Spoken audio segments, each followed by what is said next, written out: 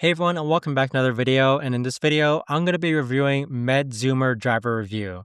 So this video is going to be useful for individuals who are deciding whether or not MedZoomer driving is right for them. And so I've been doing it for about 7 months, and I must say it's definitely one of the most unique delivery services out there.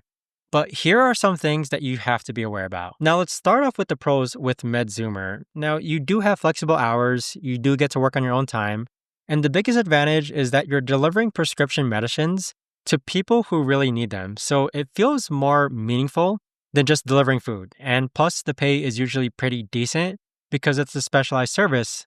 But the downside is that you have to go through a background check and there's more responsibility involved since you're dealing with medications that people really need.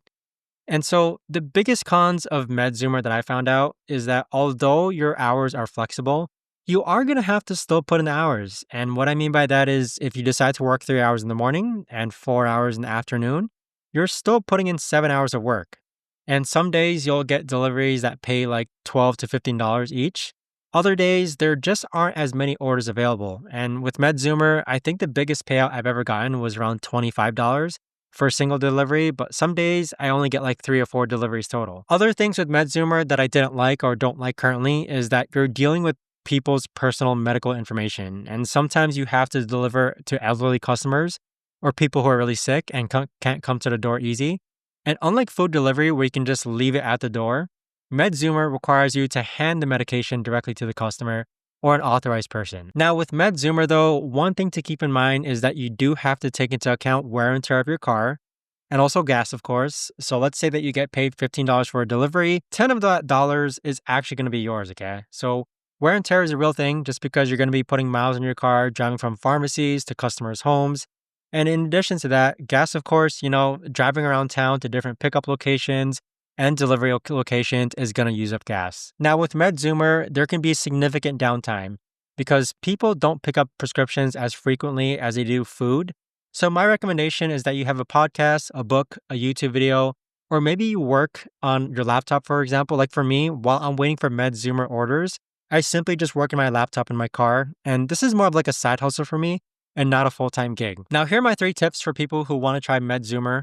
First tip is be prepared for the background check and application process because MedZoomer requires more verification than other delivery apps. Since you're handling medications, you'll need to provide more documentation and wait for approval, but once you're approved, the process is pretty straightforward. Second tip is always be professional and patient with customers because you're often delivering to elderly people or people who are sick and might move slowly or they need extra help.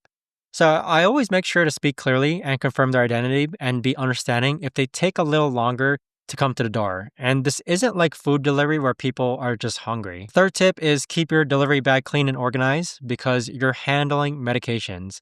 And these people really depend on that for their health. And I always make sure my insulated bag is clean and I keep medications separate from any other deliveries. The rule is that I try not to take anything less than $8 and I prefer deliveries that are within a reasonable distance from the pharmacy. But with MedZoomer though, I'd say it's been a pretty good experience knowing that you're helping people get their medications when they can't get to the pharmacy themselves.